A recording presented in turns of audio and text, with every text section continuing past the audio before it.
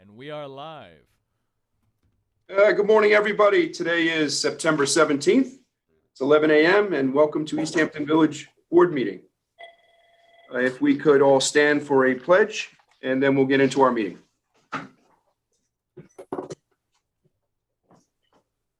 Pledge allegiance to the flag of the United States of America and to the republic for which it stands, one nation, under God, indivisible, with liberty and justice for all. Thank you, Kenny. You're welcome. All right, so I've got a few announcements. We're back on Zoom, obviously. So let's see. Today is congratulations to Sandra and Chris. It's our 1-year anniversary in office. Congratulations. We've been getting a lot of things done. Really proud of all of our accomplishments. So congratulations to you both. We're going to start a new tradition in East Hampton Village. It'll be the second Saturday of November.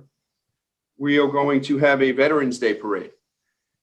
Chief Terza, can you talk a little bit about that? Is Chief on? Chief Terza? 1 second. Yeah, Terza. All right, so I do not see him.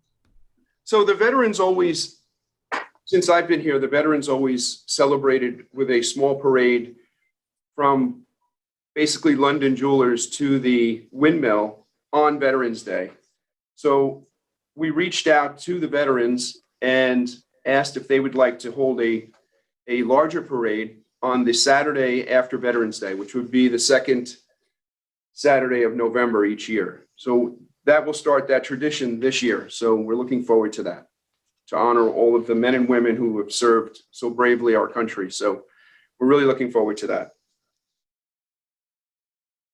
The Centennial. Next weekend, we'll start our Centennial Celebration Weekend, starting on the 24th that'll be Friday at 11 a.m. at Village Hall. We're going to bury the time capsule and have a blessing from all of the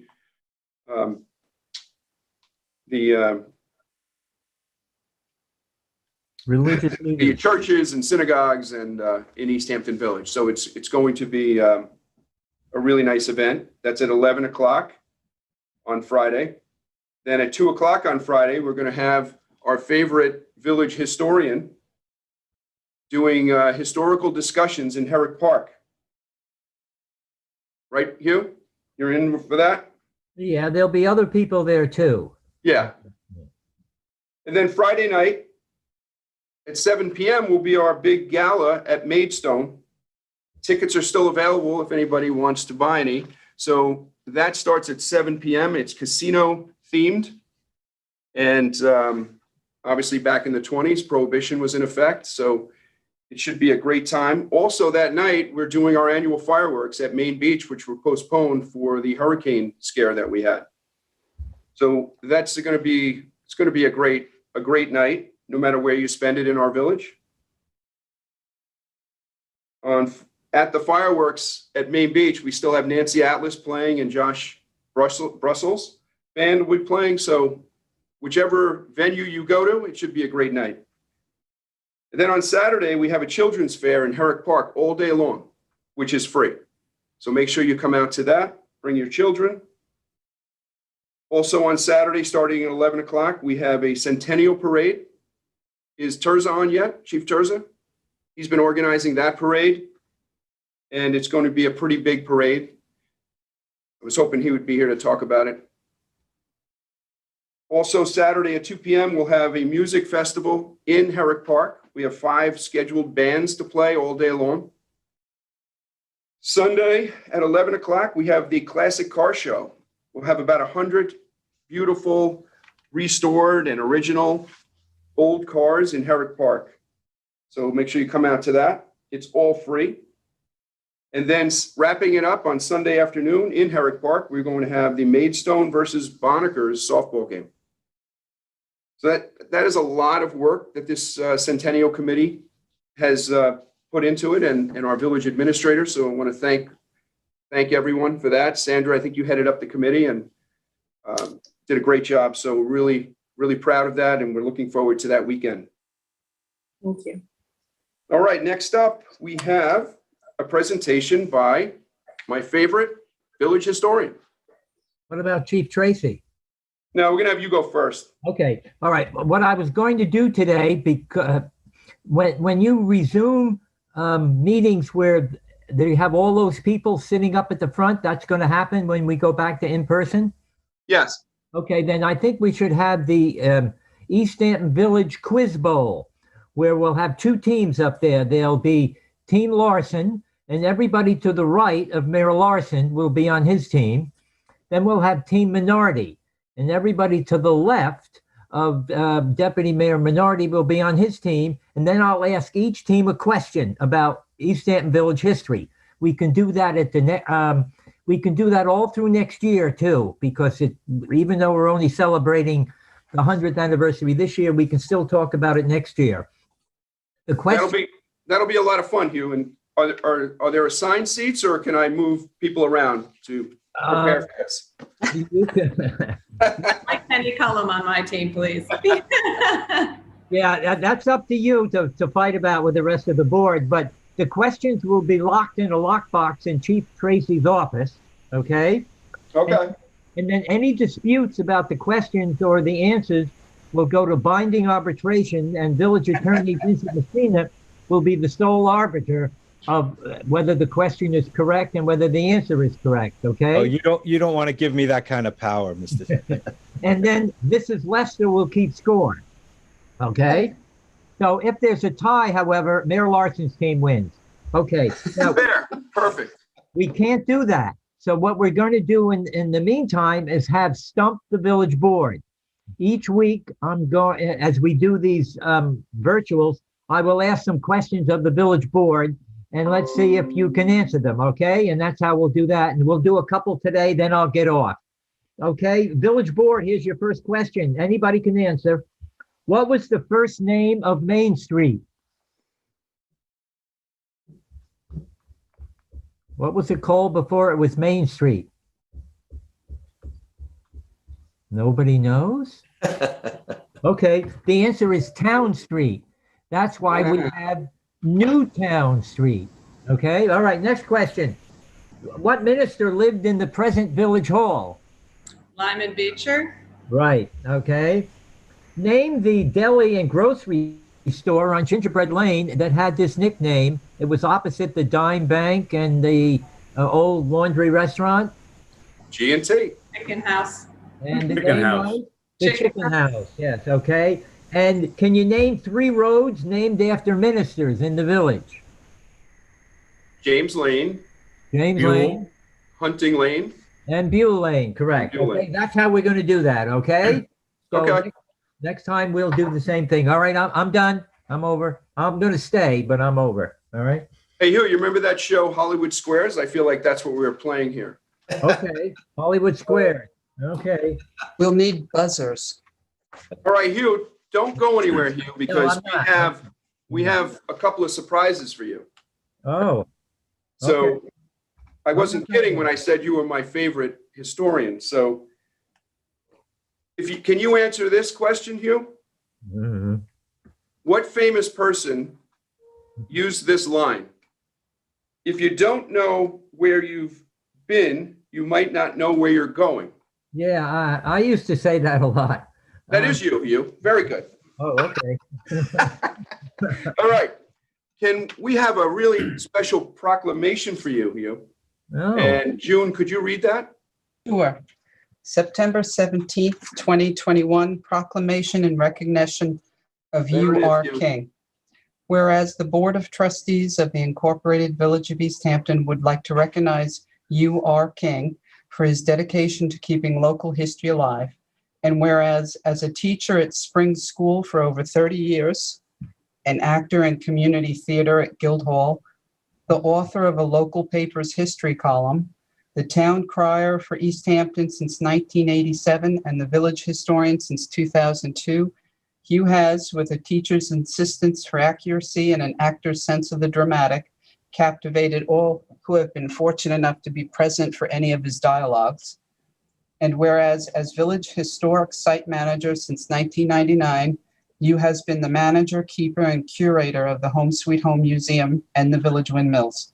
With his levity, keen sense of humor, and knowledge of history, Mr. King has engrossed all who have attended any of his talks, candlelit graveyard tours, and walking historic tours. Now, therefore, I, Jerry Larson, Mayor of the Village of East Hampton, on behalf of the Board of Trustees and the residents of the Incorporated Village of East Hampton, damn it, shut up. As a Who token of gets choked up? As a token of our admiration and deepest gratitude to you, our King, hereby name the walkway by the Odd Fellows Hall at 28 Newtown Lane, Hugh King Alley. If you don't know where you've been, you may not know where you're going. You are King. Oh. Very nice. Oh. Now, we have, the sign is already up, Hugh. So Jody, can you put it on the screen for us? Oh my goodness. Can you guys see that? No. So it's the walkway that goes from Newtown Lane to the Skank parking lot, runs right alongside of Oddfellows Hall. Perfect for you, Hugh. Well, you know, isn't that so interesting? Because I think at Oddfellows Hall, they may have voted there to incorporate the village. Right. Oh, wow. Wait a minute. No, they may have gone. I don't know. But I know they voted there to buy Home Sweet Home at Oddfellows Hall. Oh, that's so nice. Oh, thank you. And to top it all off, you have to come out to our Centennial Parade on Saturday. Hugh is our Grand Marshal. So it's going to be a great day for everybody. So join us for that. Congratulations, Hugh, and thank you for everything that you do. Well, thank you very much. Thank you. Congratulations. Congratulations. Wow. All right, so now we go to the Chief of Police. Thank you, Mike. Mr. Mayor. I have a few things that I have had put on the agenda for today. And I know the last meeting ran a little late, so I appreciate the time. First thing I have for you is the East Hampton Village Police Command Van, Communications Van, which I was presenting to the board as part of our financial report, what we're looking to do over the next couple of years. And it's to replace our 1985, basically Frito-Lay van that you heard a lot about earlier in the year. It's a communications vehicle, and it was basically built from the ground up by some of our personnel, some retired officers, David Griffiths, and some of the dispatch personnel. And they did a heck of a job, and it's a fully functional unit. The problem is it is getting old, and it's outlived its usefulness. We had it out very recently as a communications van out in Montauk during the quasi-hurricane that just passed. And it's a very valuable piece of infrastructure. And I'm going to have JP Foster, who was on the truck committee building it, just step in for a second and explain a little bit more. JP?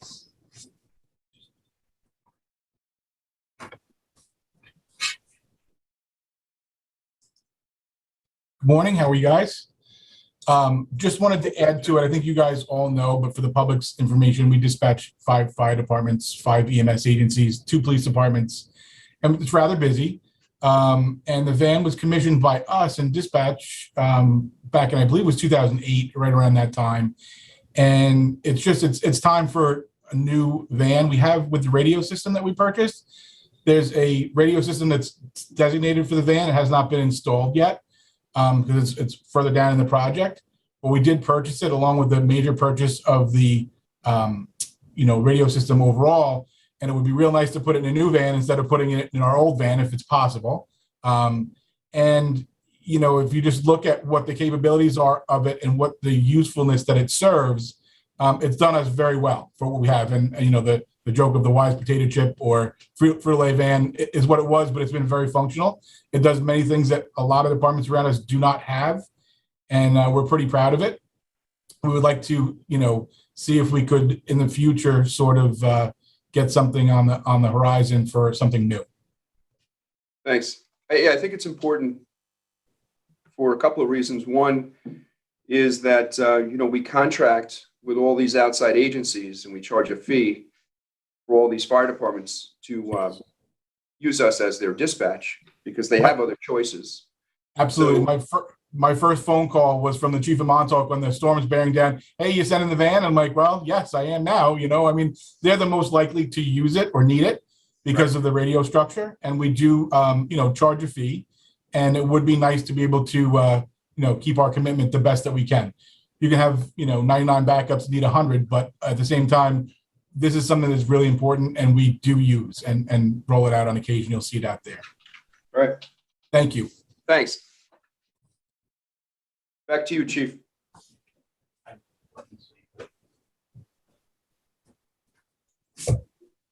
Little tight fit going around that corner, you might notice. No other questions on that. I was just going to move along to a report on parking. What I wanted to do is, hang on one second. What I wanted to do is start this report backwards. In other words, we're all looking at what took place in the last 6 months with the new parking program. We removed the ticket machine, which everyone knew for many, many years. And basically, we replaced that with a mobile parking system. And we went into it with a lot of unknowns. It was a difficult transition, let's just put it that way, with technological issues. We changed vendors during the course of the installation and so forth and so on. I don't want to beat a dead horse because we all were here, but I want to just talk real quickly about the period of time between April and September 8th, year to year, an apples to apples comparison. So I'm going to throw in there 2019, but I'll explain that in a second. So if you take a look at 2019, the village issued 10,497 tickets for parking. But of those, 5,485 were for that violation where the ticket's upside down or the ticket is not visible. So when we remove the ticket machines, that violation, that summons, so to speak, disappeared. So that ticket machine is gone. And with that, so are those violations, which totaled about 50% of the total parking tickets we issued. So with that said, when we compare 2020 and 2021, the summers, in 2020, the traffic control staff and patrol issued 3,440 summonses, and that's subtracting 3,273 for the upside down tickets. And this year they issued 3,369 as of September 8th. So the two numbers in the issuance was similar. One thing that was not similar is I cut the parking traffic control officer staff by half. And in doing that, we saved $88,598 in personnel costs while simultaneously bringing in that system. So I think that's significant. I think it speaks well of the officers that we did have. And I think the program is working. We're still ironing out kinks, but I think it's going to be a very successful program. And when you take in, as of I think 2 weeks ago, when I did the numbers, there was approximately $80,000 taken as revenue because of the third hour purchasing ability from Park Mobile. So that seems to be working. And I think that the fact that we actually left the parking 2 hours free, I think that ended up being the correct decision. I know there was a lot that went into it, but the 2 hours free, I think, is very well received. When you go to most resort areas in the Northeast, you will not find that. So I think that sets us aside, sets us apart. Going by the fiscal year, August 1st to July 31st, 2020, the revenue stream for parking was $695,452. And then compare that to 2021, $568,351. You have a 19% drop, but again, the COVID shutdown of the courts was significant in the fact that there were no penalties added to tickets.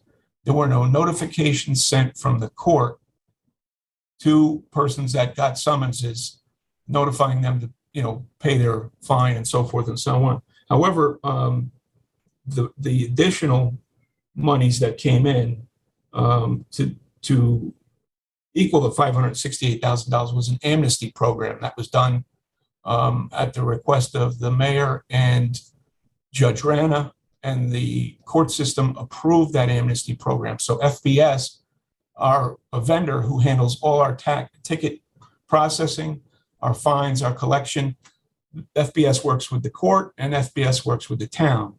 And they're fantastic in what they do. They advise us on all of this, and they've really made a very difficult year a little better for us in a fiscal sense. Not to speak lightly of the emotional and trauma that families have gone through over the past year. It's any questions that you have on the ticket issuance or revenue so far? Okay, if I could, I'm just going to add in real quickly. We implemented a handicap enforcement push through our crew officers in the village. And what we're trying to do is to see if we could match what we had done in the past, and had officers specifically looking for people that were taking advantage of handicap permits, not just the spots.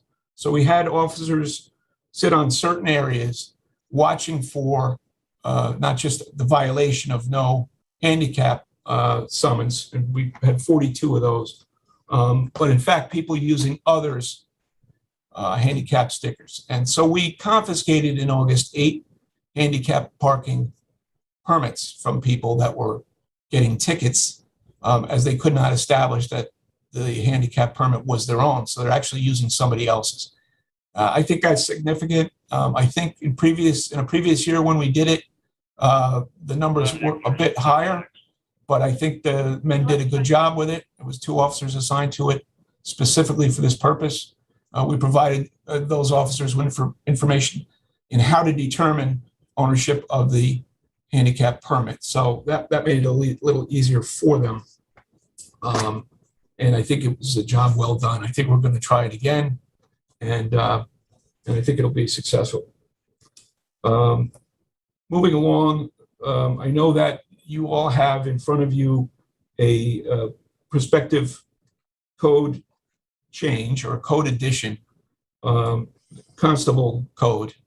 If everyone has seen that or is looking at that, this came basically from COVID. And the way I mean by that is we've had great difficulty getting part-time police officers, and agencies that are trying to get full-time police officers also were having a lot of problem with this. But there has been no police academy in the past year and a half, and there's been no part-time police academy. So one of the things that we looked at, it's kind of a hybrid. In between our traffic officers and our full-time officers, we have the part-time police officers. But you don't have any part-time police officers if you don't have a Suffolk County Police Academy. A way to look at that, a way to solve that with no academy, is to create constables, which are basically in between our police officers and special police officers and our traffic officers. The constables would, in theory, enforce very similar violations such as parking. They would enforce code enforcement on the beach, fires, different violations. Again, we'd be able to do a lot of things with them, and we'd be able to hire them on our own terms. Part-time is initially what we're looking at. They would not do anything in terms of filling in for a full-time police officer. It's written very carefully so that their duties are specifically outlined and they work within those guidelines. But it would be a great help to us if we were able to get those positions. I'm not sure. We haven't had a chance to look at candidates or pooling or anything like that. But it was it's been proposed, and I just think it's got a great advantage to us so that we're not beholden to the police academy. Yeah, that's terrific. It's the chief and I, when I was chief, the chief and I talked, Mike and I talked about this years ago, and we never moved it forward. But now that I'm mayor, we are going to move it forward. And it just makes sense, especially like Mike said, in the time we're in right now, it's really hard to get part-time police officers.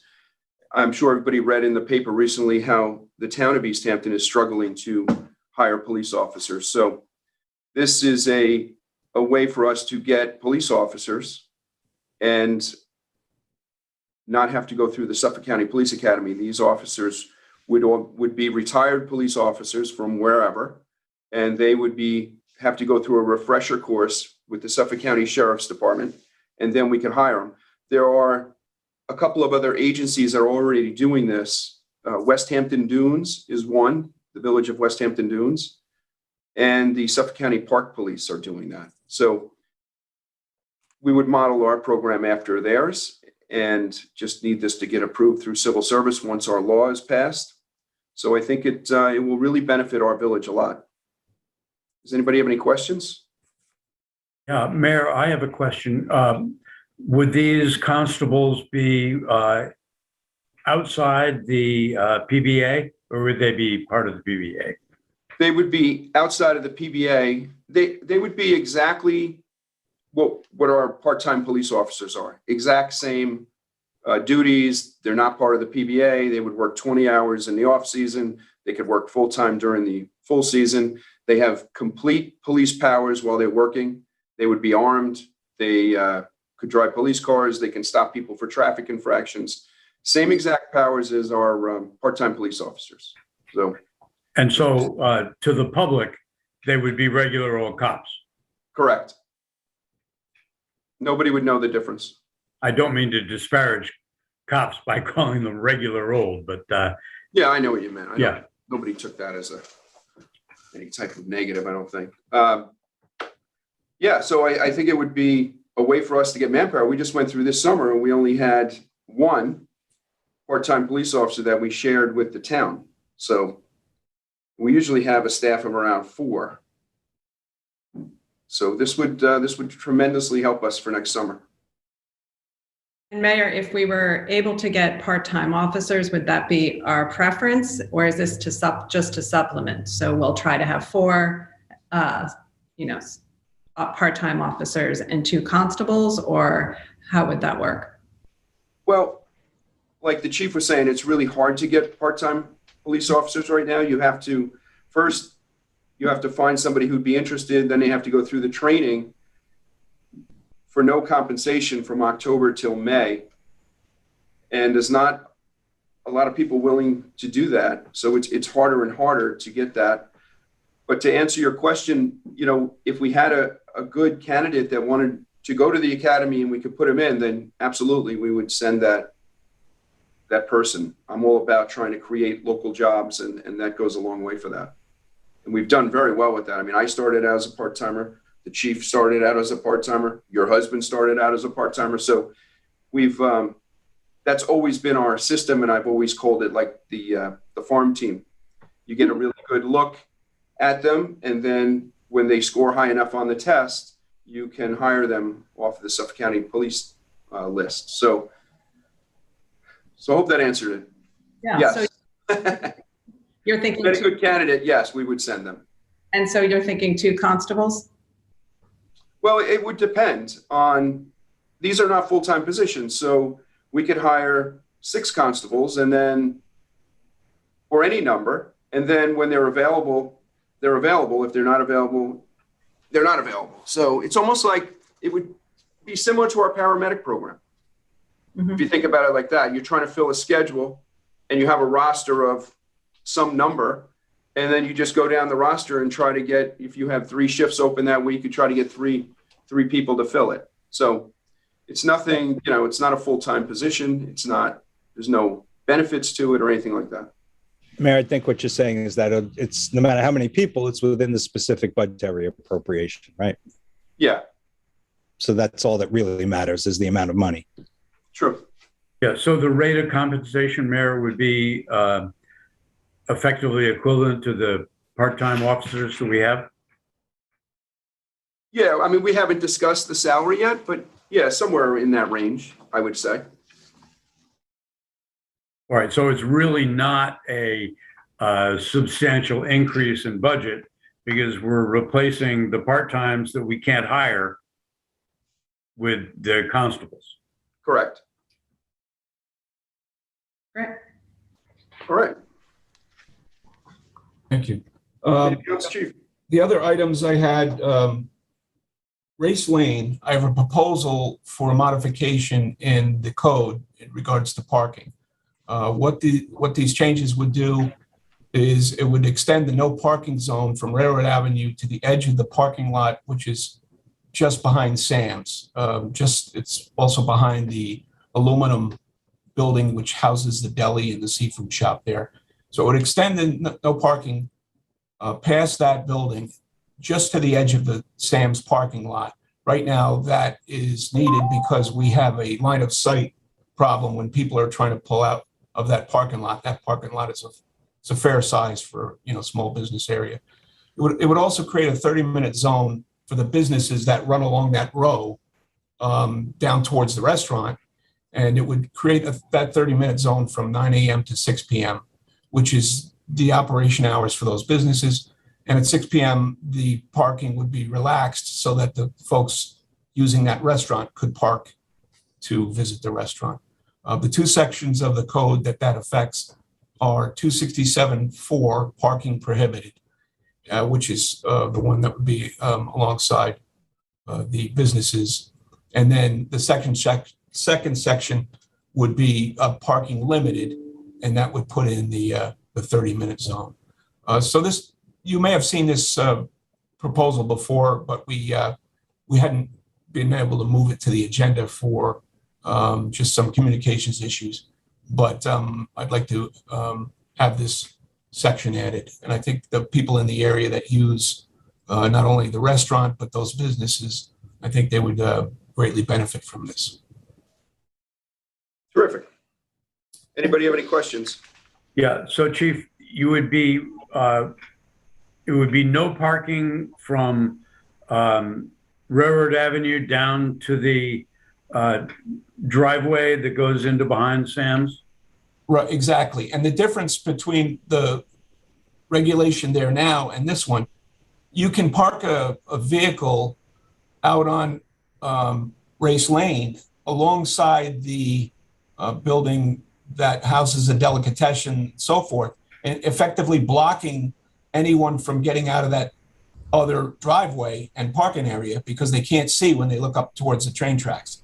So this would extend that no parking zone approximately another 15 feet and allow people to get out of that driveway. That the one section. And the second section, so it's like one is 2 or 3 spaces. Yeah, about that. 2 at the max. Okay. And we've had temporary signage up there for quite a while, just to make it work until such time as this gets passed, if it gets passed. I'm in support of it. Yeah, I am as well. Line of sight, and I think the turnover with the 30 minutes, I know we talked about this ages ago now. But, for people to do the quick, run an errand, across the street to the deli or to the liquor store or wherever. Yes, makes sense. It works, in Rudishan really well too, the perimeter being 30 minutes. So kind of the same concept there. Is any other questions on that one? Okay. I just want to jump into two things that I've been asked to look at. One regarding overnight parking. So we had a lot of questions. We suspended the overnight parking regulation, and we wanted to take a look at any effect or any complaints that we got or had gotten. And so what we did is we took August, figuring that's going to be the biggest month, mixing your local residents in with your visitors. And so we broke it down literally by each street in the village, just to see where the largest parking on the street was. And we came up with Park Place, which is the Rudishan, Main Street, Pleasant Lane, which I think is exclusively residents parking in front of their houses, Sherrill Road, most of which is not in the village, and David's Lane, which again I believe is exclusively residents. So we did not have complaints on this. And Conklin Terrace, which definitely is residents parking in front of their houses, but we did not have problems or calls on people not being able to get down the road. So most of the roads can take the vehicles parked on the shoulder. The one that's probably the widest of all of these, which is Cooper Lane. Again, plenty of room for everybody to get by. Obviously, some roads, Drew Lane, for example, Jones Cove Road, King Street, we had no cars. So these are broken down by percentages, but the percentages, at first when I looked at it, I was asking myself, geez, why do we have it broken down by percentages? Because it shows the weight and the relevance on each road. So overall, I didn't see issues related to this. I think it's not taking that not writing those summonses, I think benefits the residents of those, the village residents, whether they be year round. So that's basically what I came up with during our heaviest month. Any questions on that one? Chief, did you say that we've suspended the overnight parking rule? Yeah, we haven't enforced overnight parking since COVID. We did issue some warnings now and again, but we figured it was just after COVID. We stopped writing that one, and during the course of 2020, a lot of 2020 and some of 2021, there were times when we didn't enforce parking at all. I mean, obviously hydrants and safety issues, and people parking in the road we enforced, but we had some areas where we just thought it better to let people park where they could during the worst of the COVID, when people were really staying home. So, and we never brought it back. We haven't brought it back yet. It's entirely up to the board, but I think the onus for doing this, relaxing it, came from Village Hall initially. And obviously we agree, because it does kind of put a burden on people having to walk or figure out a place to park, going home.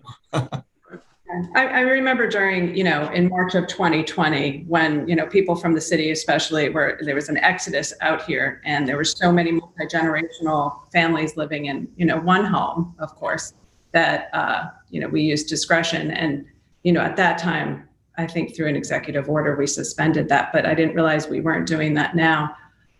Do you think that most of the public, I think that it's posted these signs that there's no parking, overnight parking. I think that most people think that law is on the books and that we are enforcing it. So, I don't know the specific numbers of, the different streets, but I would imagine that if we were to allow overnight parking going forward, more people would take advantage of that provision, and we would see more overnight parking, on our residential streets, which I have some concerns about, just as far as safety. You mentioned, emergency service responders and cars being able to get through some of our narrow residential streets, especially at night, or, a line of sight issue. I'm also concerned, that someone might park on one of the streets and just leave their car there for an extended period of time. Now, I could maybe want to go into the city and just park my car on one of the residential streets and come back, a week later. Would that be allowed if we were not to enforce the overnight parking anymore? That would be a board decision. I mean, you could always implement a time limit on those streets to avoid that. The other thing that we have under our control is, a lot of the village roads are unpaved, not unpaved, unlined, i.e. by shoulder, or even a line down the middle of the street.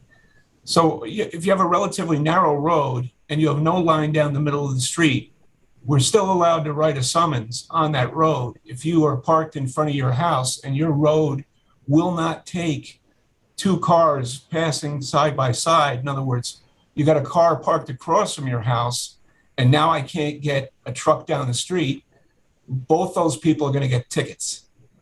And that's in the law already. And so if you obstruct the roadway, if you park in the roadway, if we determine that you're blocking the roadway, you can get a summons. And that's written because that's the day or time when nobody can get an ambulance down the street or a fire truck. And we don't allow that. So that is something that we have to keep an eye on always. If you get contractors working on one side of the road and they have a lot of vehicles, and then you get another group on the same job site and they park perfectly opposite their counterparts, they'll block the road. So that's something that we look at. We've had code enforcement assisting us, the building inspector assisting us. If we find a site where they're not using good common sense and they're obstructing the roadway, we take care of that right away.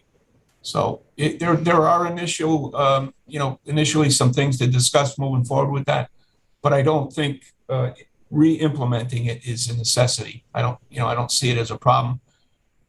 Some spots we would have to do a little bit of an education campaign with it, kind of letting people know. But it's in the board's hands.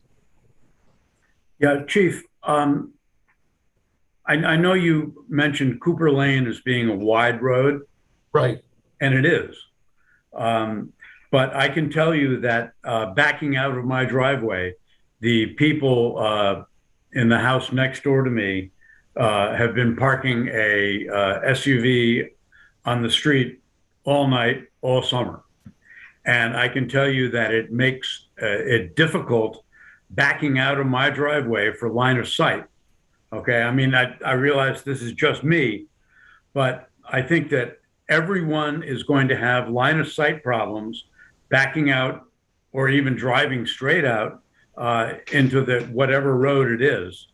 I think that the Cooper especially, and during the day, when you have the landscaping trailers parked, you have cars coming down. Cooper's a wide road. People go fast, and they converge on a landscaping trailer. And if there's a car parked across the street, there is one travel lane between them.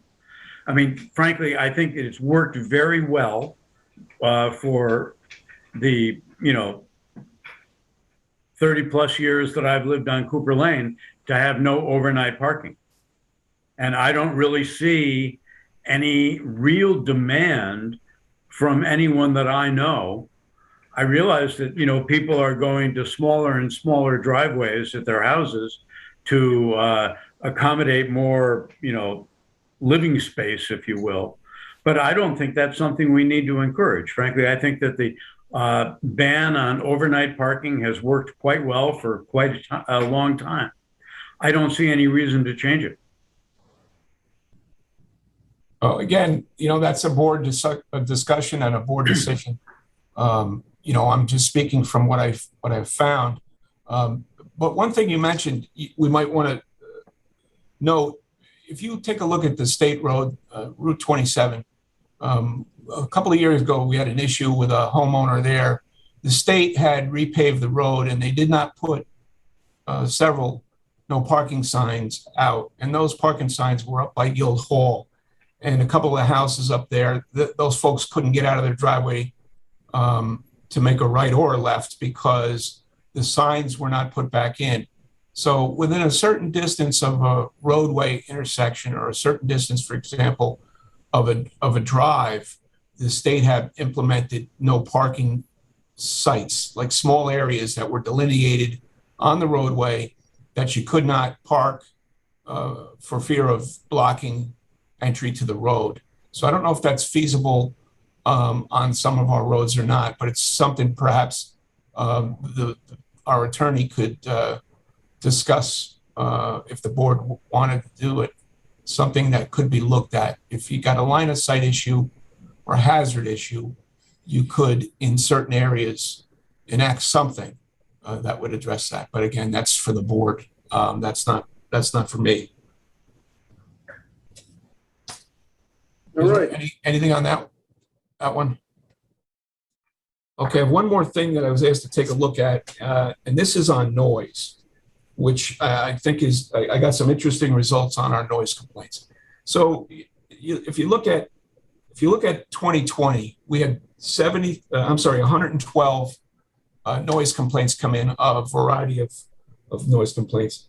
Of those, 77 of them involved music and loud parties. And by that, I mean, residential. We have almost none in commercial establishments. I think our commercial establishments are, they close, most of them, prior to the noise ordinance kicking in at 11 p.m. But you can call in noise complaints during the day, and if they exceed a certain level, we can write that as well. So, 77 out of 112 originated from noise or music coming from residences. And then this year, I was surprised. We had 100, still very close. And with COVID, I didn't think these numbers were going to be even, close. And of those 171 were noise/music at most, residential. And I did not see that the numbers, I didn't think the numbers were going to be so close, but they were. So why that's close, I don't know. But we did not get maybe one from an event. I think it was Buell Lane special event, but very similar both years.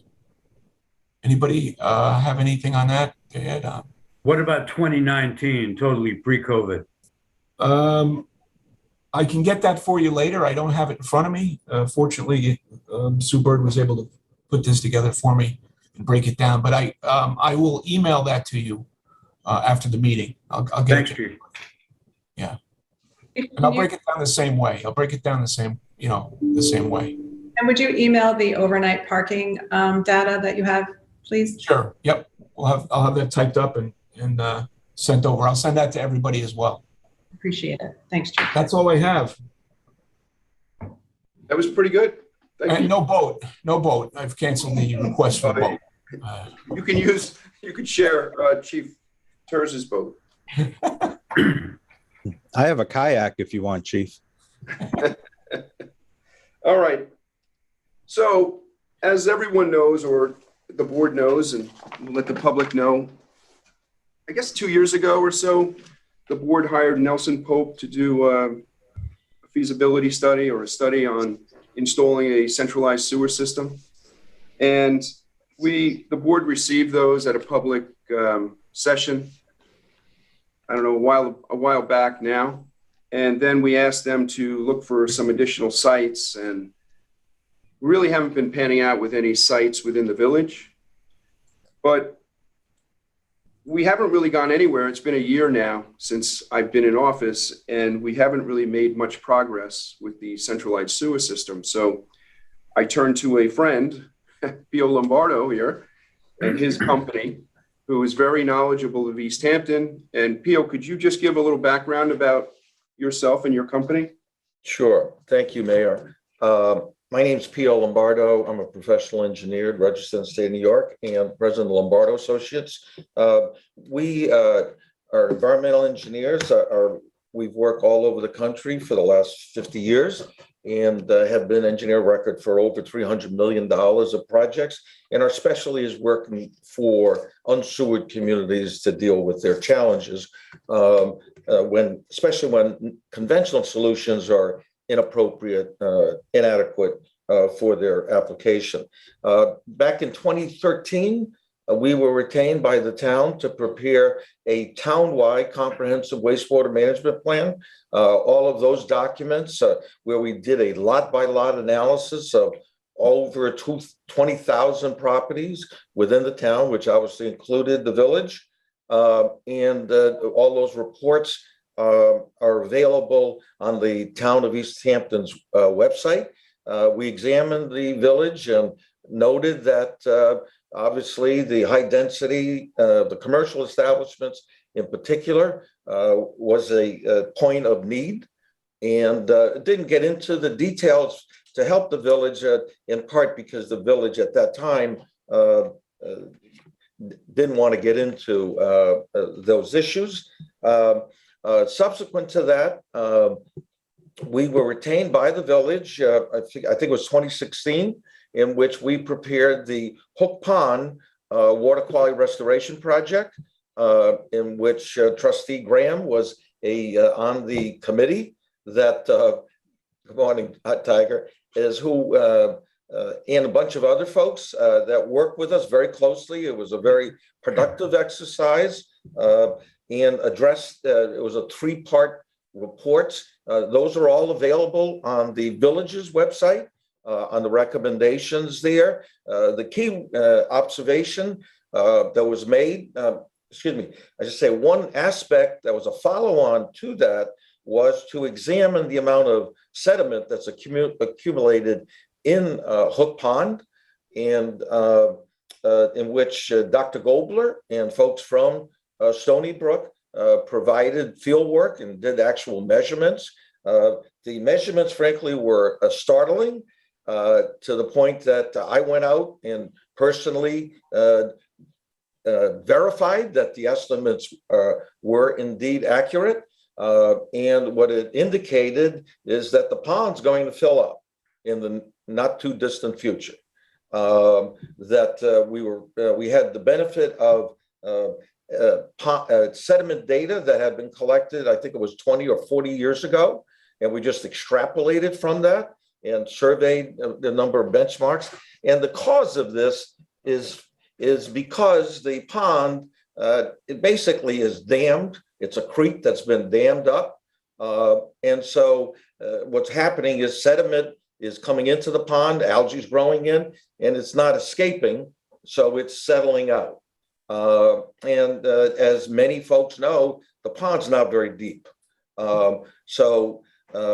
So we quantified that, and as well as we prepared a water quality data collection program that should be followed to better understand what's happening in the pond. My understanding is the village retained the USGS to actually perform that work a few years ago. And then subsequent to those projects, the village retained us to examine Egypt Lane and North Main Street, because that area drains into the pond. And the concern was, and we documented, that the high groundwater is prevalent throughout that area. And it's most likely that the septic systems in those areas are not functioning. And there's likely bacterial and phosphorus contributions that are getting into Hook Pond. As part of that work, we prepared a very conceptual wastewater engineering plan, identified the site that the village owns on North Main Street as a potential location, and even submitted with the village an application for a grant from the state to put in I'm going to call it a mini sewer system for that area. Unfortunately, that was not funded back then. And then the other project that we were involved in for the village was we did the scientific and engineering work with the town pond sediment concern. This was all from the context of what's causing the problems in Hook Pond, and obviously one of them being the Egypt Lane, North Main Street draining into it and bringing in phosphorus is the issue of concern in fresh waters, not nitrogen as much. You got to control phosphorus. And then actually Town Pond drains into Hook Pond. So that was the reason that was examined. And clearly, as I believe many people know, Town Pond was virtually filled with sediment as well. I think the water level depth was only a foot back then. The work we did for the village was we collected samples of the sediment in accordance with proper protocols of DEC and had the sediment analyzed to determine how it could be either reused or if it was disposed of, was it contaminated such that, for instance, if it was heavily contaminated, for instance, like Lake Agawam sediment is heavily contaminated, is that it would have to be disposed of off island, which obviously would drive the cost up significantly. The end result of our work was the beneficial use permit that was issued by DEC that allows the village to take that sediment that was removed and use it beneficially for, let me call it road shoulder top dressing. I'm not, the village subsequent to that work, as you all know, went up forward and hired a contractor and actually had the sediment removed. But we were involved in the initial stages that defined what needed to be done and got the permit from DEC. So that's our history with the town. We've been working in the town, frankly, in the village since that time for a number of individual property owners, just helping them deal with septic system upgrades for IA technologies. As you know, the grants exist for those. That's really a small part of what we do.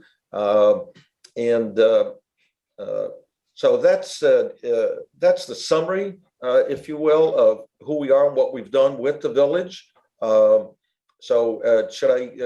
Mayor, should I go forward now? Let me just say a couple of things before you move into your report. So I reached out, before I reached out to PO, the village was able to secure a $117,000 grant, I believe. In that neighborhood. And we can use that to move this sewer system to the next step. So this is a very common, we have our first report from our first engineer, and this is, my understanding, this is something called a peer review. Mm-hmm. So I've asked PO to do that. This is a peer review report. So he'll look at all their data. He'll confirm that they're correct or incorrect. He will also identify other locations that we can place the septic system. One of the biggest differences between the two companies that I've been hearing is PO believes that we can put this sewer plant under a parking lot, such as the long-term parking lot, so it can be placed underground.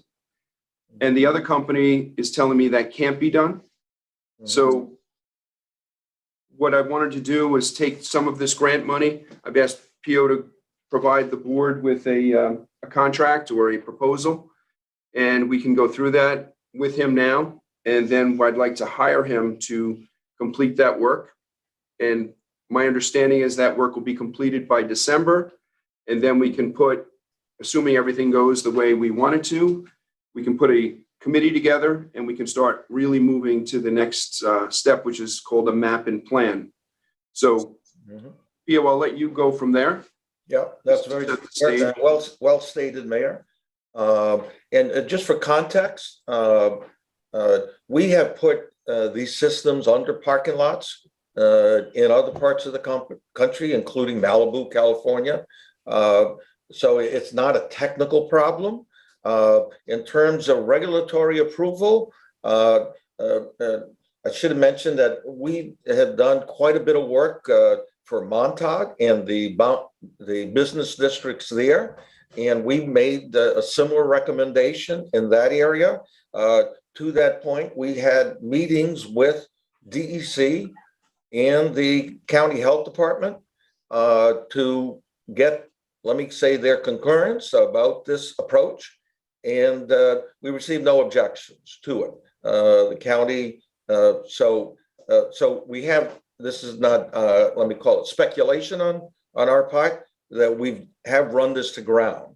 And that is part of what we're proposing. So with that, if I may share the screen, is okay. What I'd like to do then is share with you the proposal that we have, and bear with me a second. There we go. Okay, so can you all see this? Yes. Okay, so let me shrink it up a little bit. Okay, what we're proposing to do is it consists of 4 tasks. The first task, can you see my cursor? Yes. So the first task is to basically review the existing plan and relevant data that's been collected. We don't want to reinvent the wheel. We already have, on a very preliminary basis, examined the information that that the village has been provided with. And June has been very helpful, and I've had conversations with Billy Hajak on these issues. So we want to basically review that information, and we see some gaps that I have identified to the village that needs to be filled in so that it's a complete data set. And then we want to pull out the work that we did for the town, in which we looked at every lot and integrate that information with the information that's been gathered by your previous engineering efforts to come up with, okay, we would prepare a report here that basically presents the findings and identifies any issues that need to be addressed, so that we can very confidently say, yep, we have our arms around everything. We know what has been done and what we need to do. We're going to do our best to fill in any blanks that exist. And I don't see any, let me call it, barriers for that to be accomplished. So, and we're going to take advantage of all the work's been done, especially our identification of sites. All of this work is very critical and important, that would be a component of a map and plan. So anything we're doing really is a building blocks, if you will, for your ultimate goal. And the next task would be what we call identification and evaluated of alternative approaches. Our observation is that there's a number of approaches were not examined, and both from a collection system and from a treatment and a disposal system. We'll be amending this once we get into the details, but it appears to us that the proposal that has been examined was to put the sewer in the street and to tell everybody to connect to it. Doing that results in significant road restoration costs. It also results in significant on-property costs, because all of those properties, well, not all, typically those properties have their wastewater systems in the back. They're not in the front. So those properties would have to replumb their waste lines, and it's not an insignificant cost. We would examine an alternative that would not have that approach, that basically would run the sewer lines in the back of the lines, back of the properties, so that that road cost would be significantly avoided. We've done that in hamlets in New York State, where similar issues, and frankly, we did it in the Hudson Valley, where rock was a significant concern. We don't anticipate that being a difficulty. We would then be looking at treatment plant locations, and as the mayor said, one of them will look at the parking areas. And frankly, we identified that in the townwide comprehensive plan about the numerous parking areas that exist in the village, and those obviously, in our opinion, are good candidates. And then for disposal, or preferably reuse, one of the options that we'll examine is really to reuse that water for landscape irrigation. And the technique that we would be examining is using what's referred to as drip irrigation. So the water, or the pipes, basically, this is all versus spray irrigation. So all of the water is discharged below grade. So there's no spray concerns. And the benefit there is that there's additional treatment in nutrient removal that occurs because the water then is in the root zone of the landscape, and therefore gets consumed. It'll also save irrigation costs for those properties.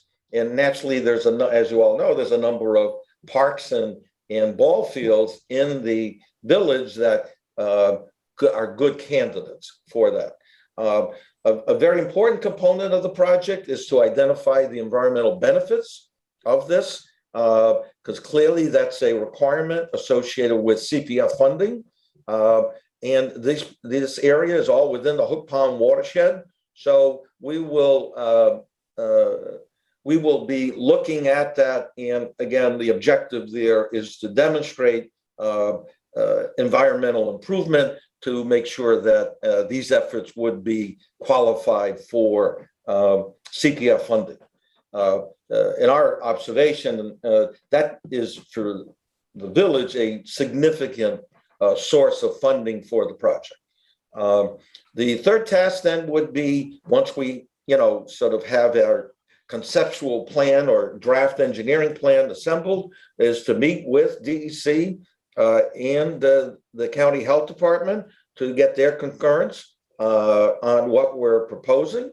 The project, depending on our recent experience, this would fall heavily under DEC's jurisdiction.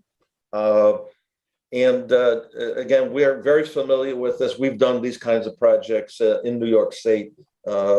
And what we're proposing or suggesting as a solution, there may be others that we generate, we've done before in New York State.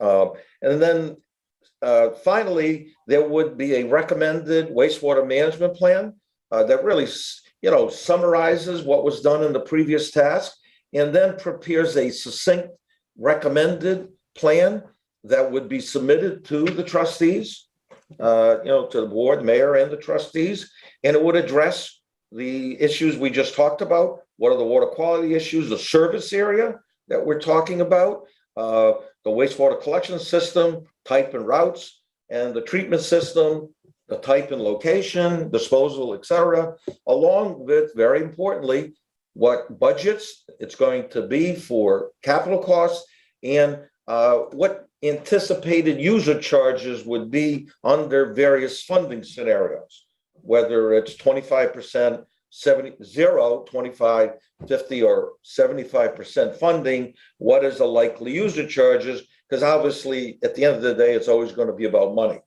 and what's it cost. And then we would submit a Gantt chart associated with that would address the next steps on preparation of the map and plan, and the ultimate objective here, or ultimate next major step, would be an actual, I'm going to call it wastewater district formation and its implementation. Now, what I would like to do to that point is share with you a graphic that I assembled that illustrates what we're just talked about.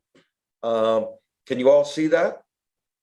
Yes. Okay, good. So what we just talked about was this box of this peer review, in which we would go through this drill. We would then generate this preliminary plan. And by the way, a wastewater district in the village, the service area is the entire village.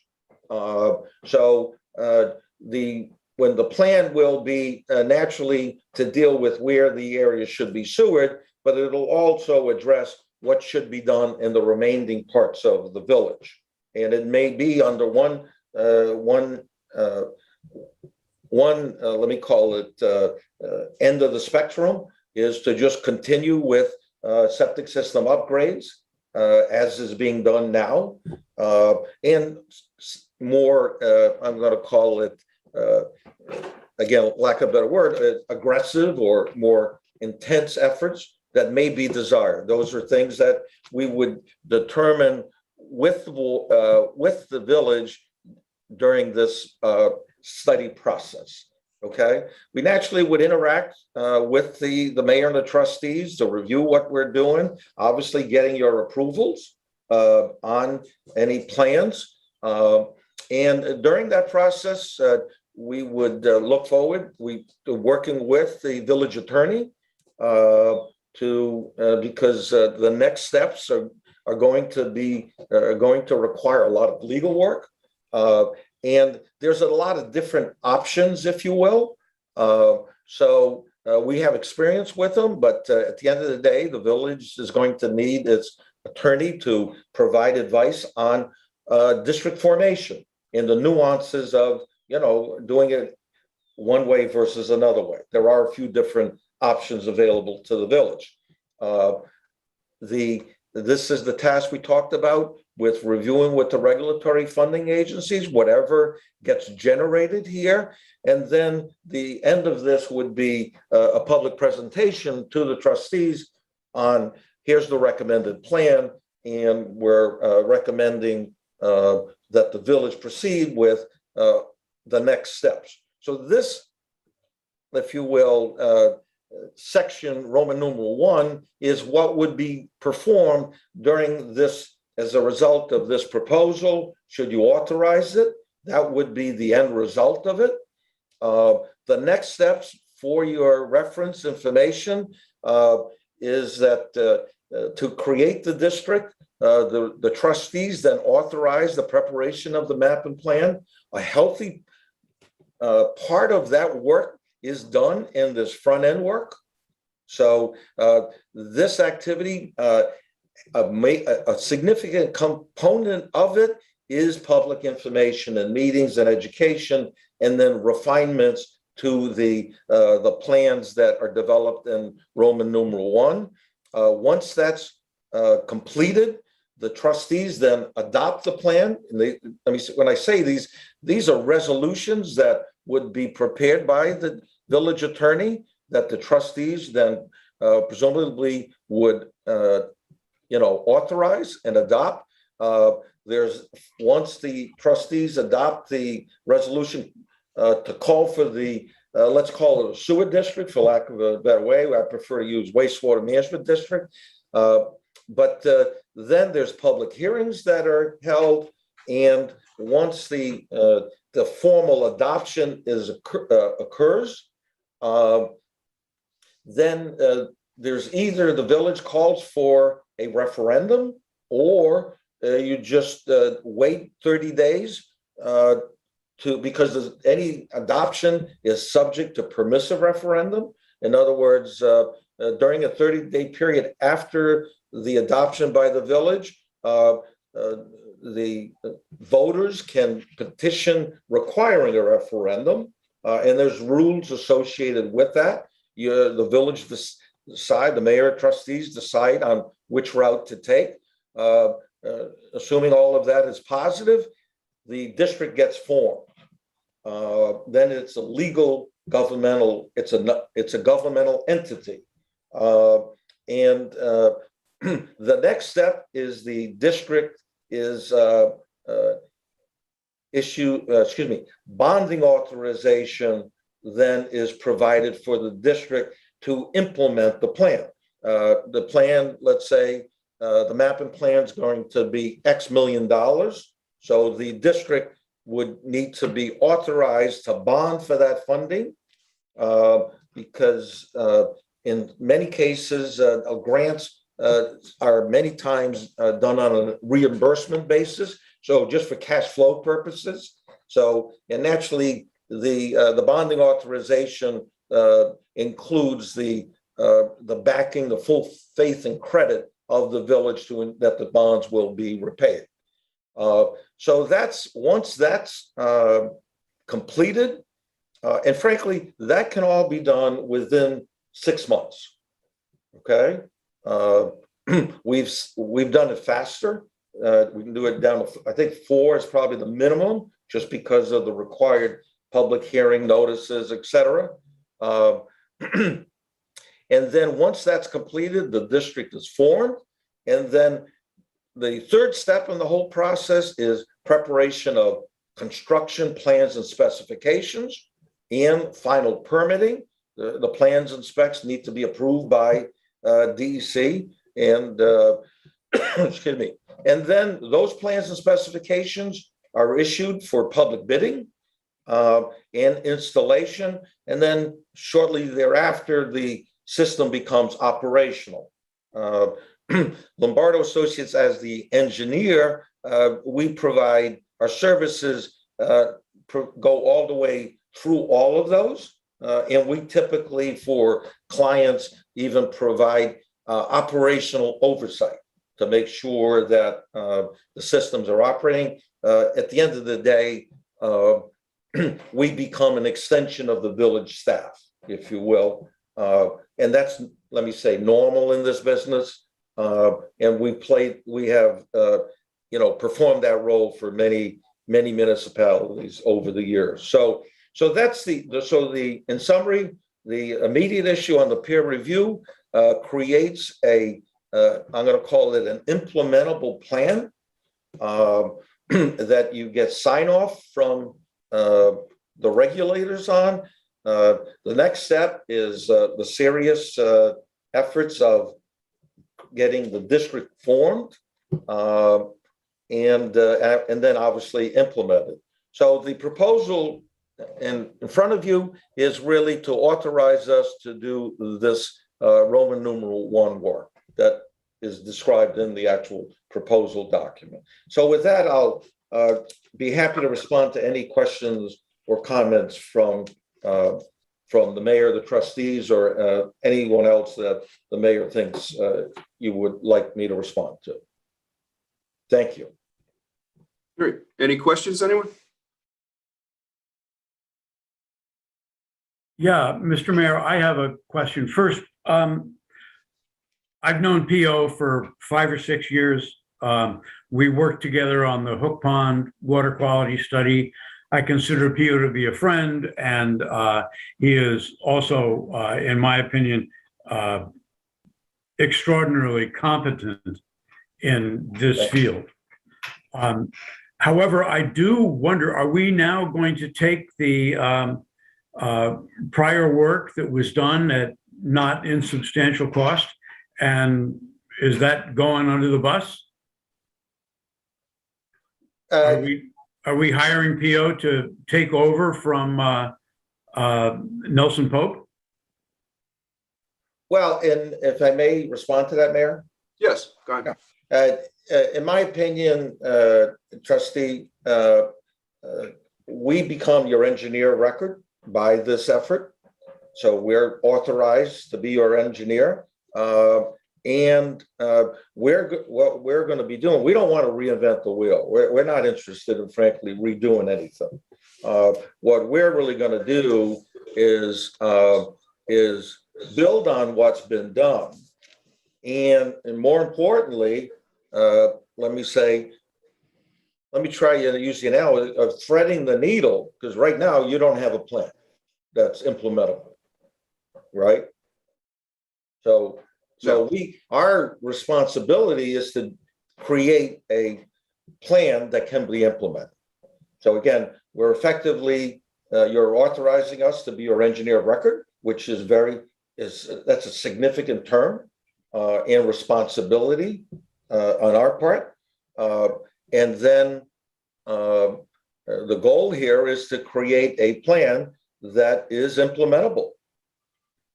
And we've identified, in our opinion, we believe that we can create that and very importantly, at a significantly lower cost than has been estimated for the concepts that have been proffered so far. Okay, so Pio, what is your estimated cost for the project? Well, our proposal for the cost for our proposed efforts in the proposal there is the $42,464. Okay, now that'll get the village a plan that, again, in our opinion, will be implementable. Now, if you're asking what's the estimated cost of the project that's done, I mean, that's, at the end of the day, we're going to tell you that after we're finished with the work. Our experience, though, and if you just take the numbers that you were given by others, is that our experience is when you put the sewer in the middle of the road, it's not unusual to double the cost because of the road rush. The projects, and this is very common in this business, the projects turn from a sewer project to a road restoration project. Right. Are you contemplating sewering more than the commercial core of the village? Well, in our opinion, it should be. Our observation, and again, these are initial observations. We'll be able to answer this fully after we get our arms around it. However, there was no inclusion of North Main Street. That's, in our opinion, the data strongly says, no. There's high groundwater there. There's serious contamination problems there.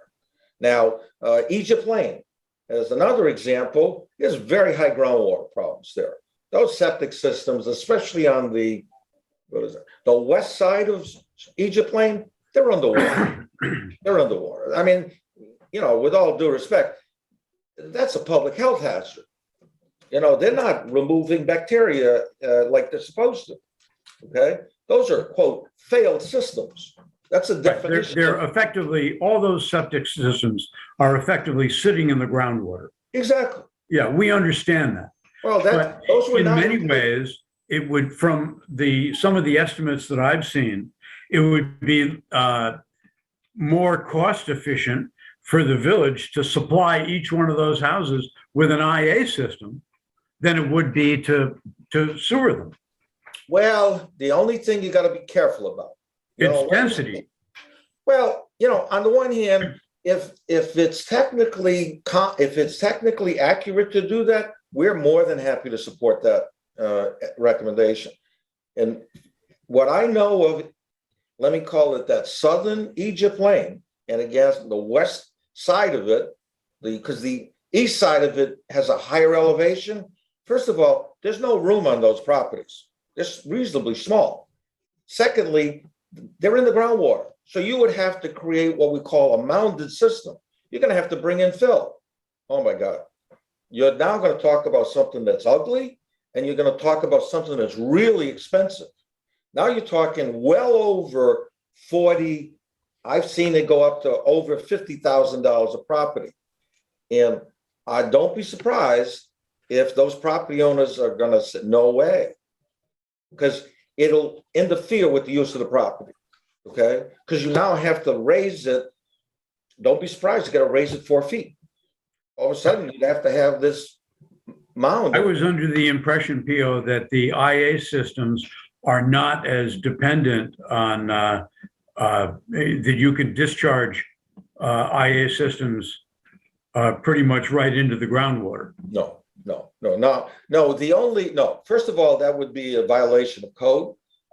More importantly, from a scientific public health perspective, the IA systems work and they do a good job.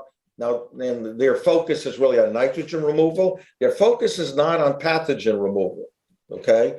To achieve pathogen removal, the rule in the industry is you have to have a minimum of 2 feet of what's called unsaturated soil. In other words, you got to be 2 feet above the highest groundwater, and the normal rule is 4 feet, okay? Suffolk County Code allows 3 feet, okay? So anything less than 2, you're not getting the bacterial purification. Now, one could potentially add a disinfectant technique. Those are not reliable, though, on individual systems. So to your question or your comment there, you could discharge. No, that's not allowed. You couldn't do that with UV treatment? You technically, UV, and we've done UV even on small flows. Unfortunately, it's not reliable. You get into maintenance issues, and it's not going to be approved, by the way. At the end of the day, it's not going to be approved.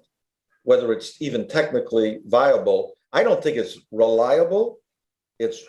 But it's not going to be approved because you cannot guarantee that it's going to protect public health.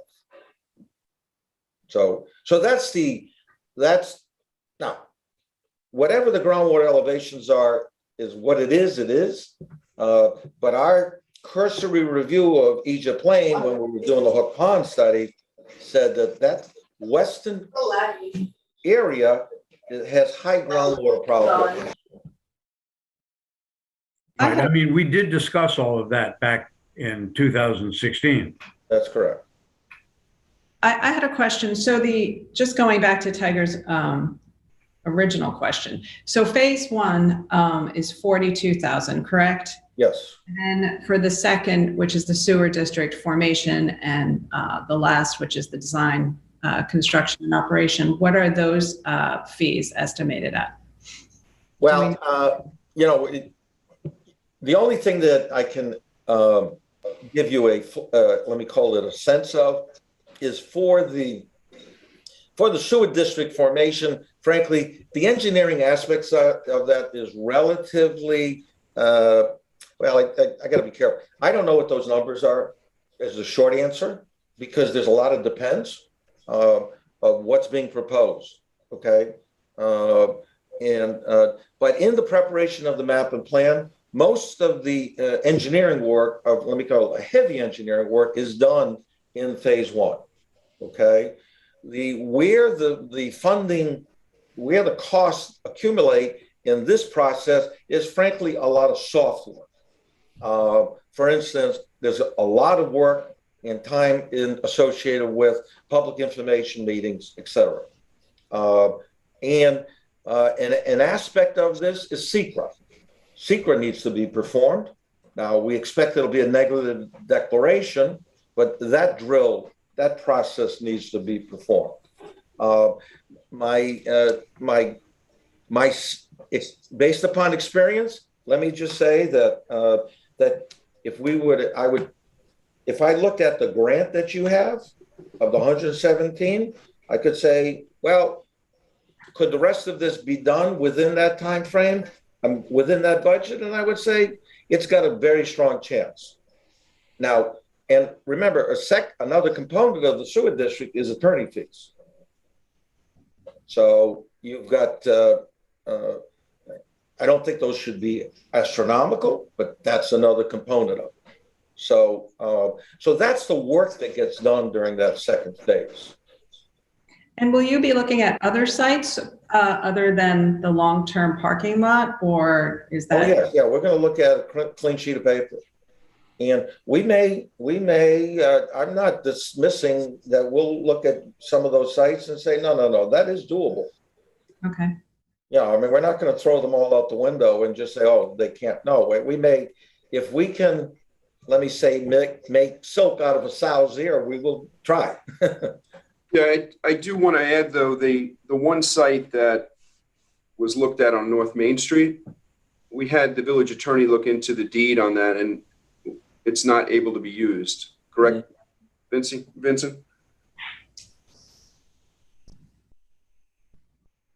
That's correct. Sorry, I had to unmute myself. Yes, that is correct. Okay. We took a look at there was some restrictive covenants on that, which prohibited it from being used. Right. Right. Well, there were other areas that were identified within the village that are village owned, and some that we would need to acquire possibly. So I was just wondering if we were set on the long-term lot. That's kind of a new. No, we're not set on anything, but we were at the end of the road with Nelson Pope because they couldn't find anything in the village And on those if proposed sites. talk about the long-term lot, is that the area that's the parking lot, or is it the area that's closer to the daycare center? I know the village kind of owns a little bit of land over there. Well, my thought was the parking lot, the paved portion, but, P.O.'s company will look at everything. Again, that's the idea of this. Mhm. And I think we're kind of at the end, to answer Tiger's question, we're at the end of the road with Nelson Pope because they do not feel it can be done under a parking lot. So there was no more discussions with them on this. Why did they think it couldn't? Why that wasn't a viable option? Do you remember? They're saying that the health department won't approve it. I feel like all these questions are going to be answered with this plan that we're trying to get. So as soon as we get PO working on it, then we'll get all our answers. Right. And at the same time, we have also Dr. Gobler from Stony Brook University, I believe that's where he's from, who has done tremendous amount of work on the Friends of Georgica Pond. And we're going to also recommend that we hire him to also prepare a study for us which will show that creating the sewer system will tremendously help Hook Pond. So that's the other part of this at the same time. And P.O. knows, can speak about that too. Right. Yeah, we've worked with Dr. Gobler, again, on Hook Pond. And, I think it's a good aspect to have a third party opinion that speaks to this issue. And obviously Dr. Gobler is respected in that regard. So, and, Trustee Brown, the key thing, and I think the other trustee mentioned it, we're going in with our eyes open. Our goal our motivation is to come up with a solution. And we're driven to make that happen. And with all the humility, we're known for being creative. So we like that. Yeah, and we like being creative. I've talked to Billy Ajak, who will work and manage this whole thing and work right alongside P.O. So I think with that combination, we should be in really good shape.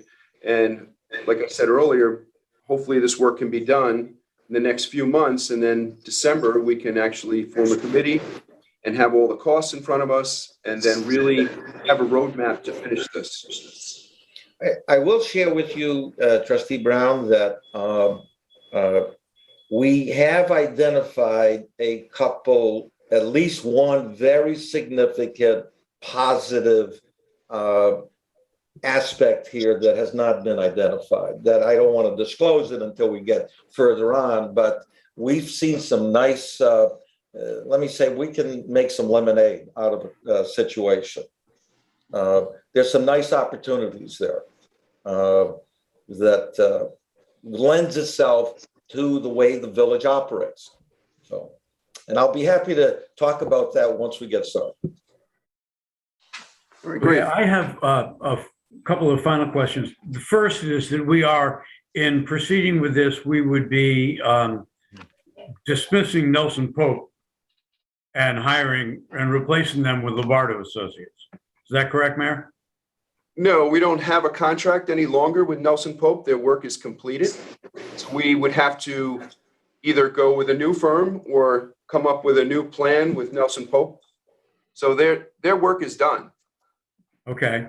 And secondly, and this is probably more for Pio, what kind of system are you looking at in terms of size? Size? Yeah, I mean, a 50,000 gallon, 100,000 gallon? I mean, I don't know, Trustee Tiger. I mean, I don't know that answer yet. I have some, at the end of the day, we're going to be driven by the data. And, the war, I've reviewed some of it and I have some concerns about what was stated in it. I wouldn't be surprised that it's over 30, as an example. I wouldn't be surprised at all. And, then it becomes a question of, where's the service area? What's the extent of the service area? Right. That's what determines the flows. I get it. Yeah, I mean, yeah, exactly. It's which properties are in and which properties are out. And, what I noticed on the other studies is there was no user charges that were developed. That wasn't done at all. Yeah, I don't think they knew what the cost was going to be. So how can you determine the user charge? No, excuse me, Tiger. They had projections of cost for the 4 phases, for the 3. They had phase 1, 1A, 1B. They had flow. There's a table on their April 16th presentation that had costs associated with that.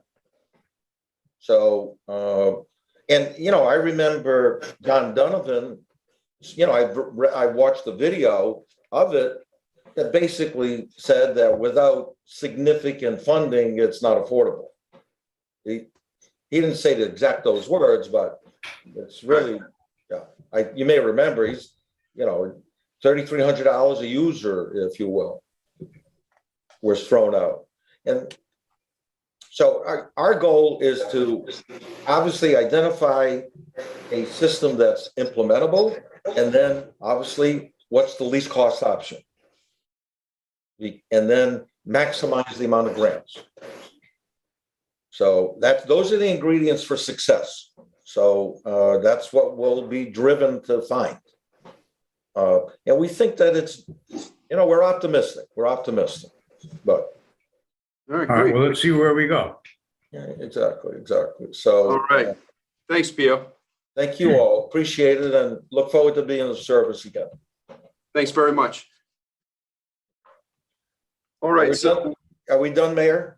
yeah, we're all set. Thank All you. right, I'll sign off then. All right, thanks a Thank lot. you all. Thank you.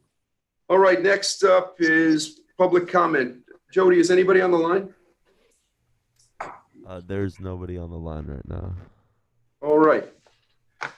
So now we'll move into the agenda. Chris, are you with us? Who? I'm sorry.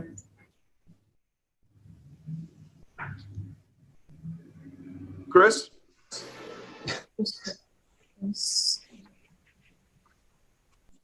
Yes, Jerry, I'm here. Sorry. All right. How we doing out there? Doing all right, but I've been on the call the whole time. So. All right, great. All right. We're going into the agenda. So, all right, here we go. Anybody?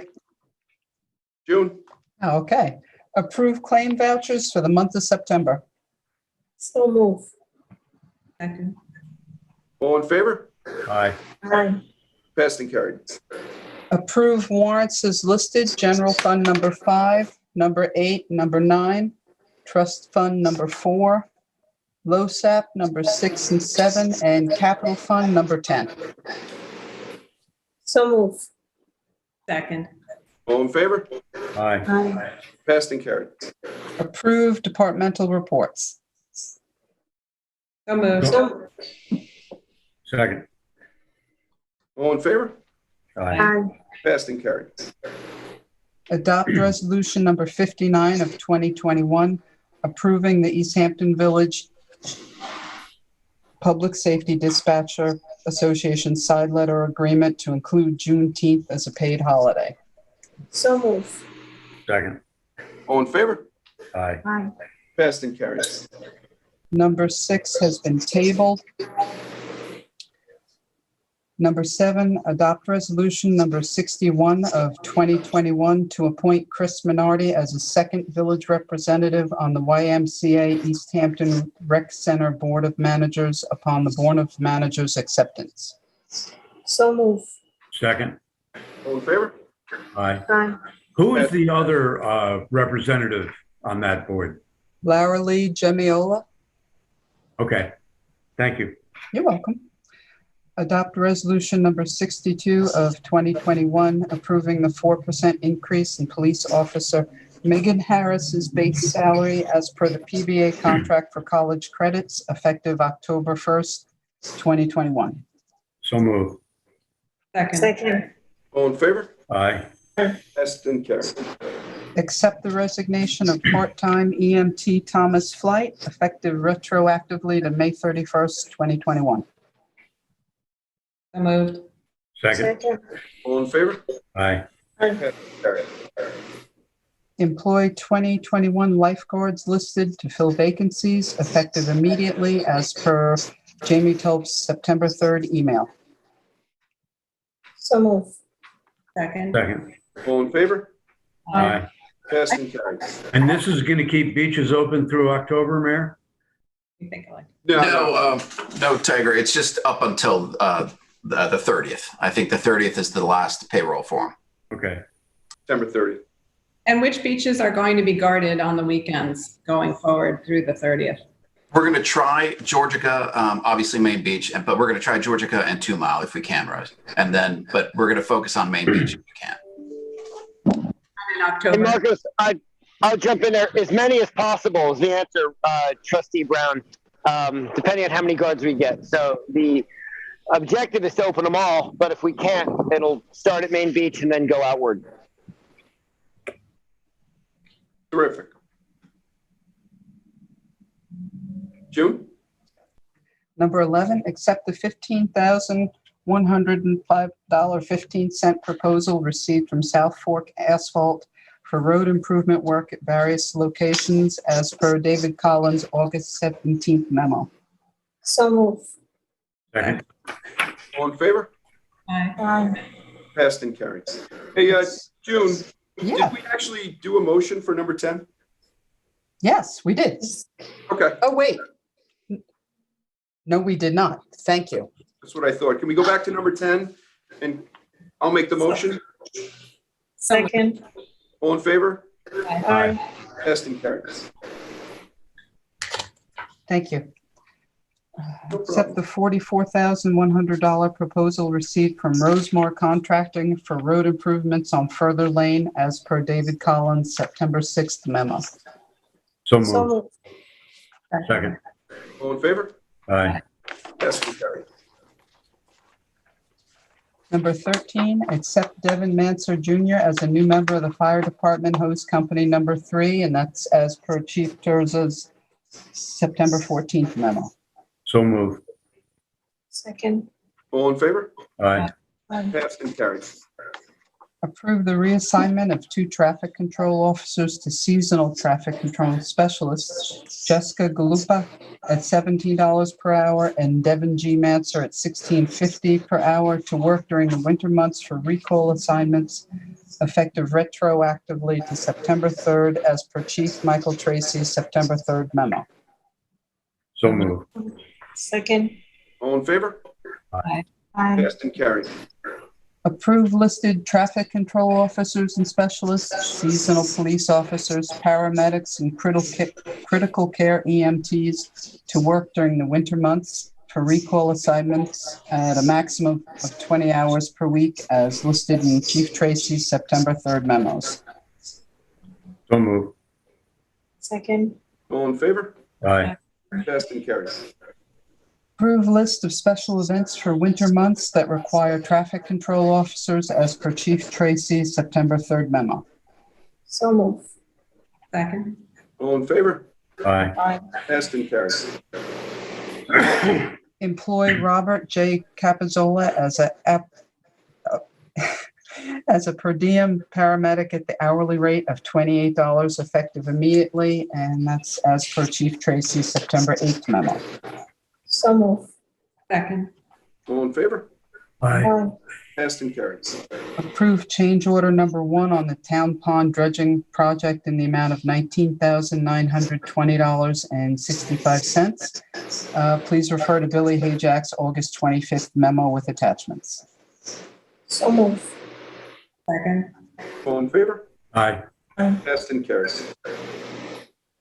Appoint Shahab Carmeli as an alternate member of the Zoning Board of Appeals, term to expire July 2026. So move. Second. Second that. All in favor? Aye. Aye. Passed and carried. Approve Lombardo Associates Incorporated $42,000 proposal for a wastewater management plan. So move. Second. Second. All in favor? Aye. Aye. Aye. Passed and carried. Approve Dr. Christopher Gobler's $25 maximum proposal to perform an environmental sewer system study. So move. Second. Should be 25,000 just for the notes for the. All in favor? Aye. Aye. Passed and carried. Approve Lee Bertrand's Photography and Fine Arts LLC as a consultant at $40 per hour. So move. Second. All in favor? Aye. Aye. Passed and carried. Notice for a public hearing to be held on October 15th, 2021 at 11 a.m. at the Emergency Service Building, 1 Cedar Street, East Hampton, New York, or via video conferencing if necessary for introductory number 24-2021, a proposed code amendment to Chapter 278 regarding sellers. So move. Second. All in favor? Aye. Okay, hearing is scheduled. Notice for a public hearing to be held on October 15th, 2021 at 11 a.m. at the Emergency Services Building, 1 Cedar Street, East Hampton, New York, or via video conferencing if necessary for introductory number 25-2021, a proposed code amendment to Chapter 278 regarding window wells. So moved. So move. Second. All in favor? Aye. Right, hearing is scheduled. Notice for a public hearing to be held on October 15th, 2021 at 11 a.m. at the Emergency Service Building, 1 Cedar Street, East Hampton, New York, or via video conferencing if necessary for introductory number 26-2021, a proposed code amendment to Chapter 19 Police to add Article 2 Constables. So move. Second. All in favor? Aye. Aye. Passed and carried. 26, notice for public hearing to be held on October 15th, 2021 at 11 a.m. at the Emergency Services Building, 1 Cedar Street, East Hampton, New York, or via video conferencing if necessary for introductory number 27-2021, a proposed code amendment to add Chapter 225 Property Maintenance and Nuisance Abatement. So moved. Second. All in favor? Aye. Aye. Passed and carried. Notice to bidders for design of the reconstruction of the Herrick Park bathrooms with the bid opening to be held on October 26, 2021. So moved. Second. Second. All in favor? Aye. Aye. Passed and carried. Adopt resolution number 63-2021 to accept and acknowledge the gift of a replica model of Village Hall from Ray Harden and Ben Krupinski Builder LLC with an approximate value between $28,000 and $30,000. So moved. Second. All in favor? Aye. Passed and carried. We thank Ray, and we thank Jim McMullen for designing this beautiful house. that everybody can see during our parade on the 25th of this month. Thank you very much. And to Mims Painting, who donated the painting for the replica as well. Thanks, Rose. I forgot that. Sure.